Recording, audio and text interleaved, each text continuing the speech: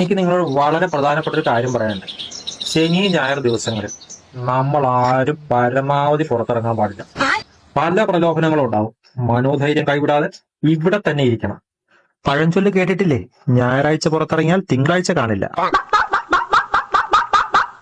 ദേ ദേ ദേ ദേ കൊലച്ചോറ് തരാൻ തള്ള വിളിക്കുകയാണ്, അനങ്ങരുത്. അല്ലേ മേളിലിരിക്കുവാന്നോ? ഇറങ്ങി വാ മക്കളെ. ശ്രദ്ധിക്കണ്ട ശ്രദ്ധിക്കണ്ട. നല്ല അരിയുണ്ട് മക്കളെ. ഭാരത് റൈസാ. ഇറങ്ങി വാ മക്കളെ. ആ നിന്റെ തന്തയ്ക്ക് കൊണ്ട് കൊടു. അമ്മേനൊക്കെ ഇഷ്ടപ്പെട്ടു. ആ കേരിയുണ്ട് മക്കളെ. കേറി.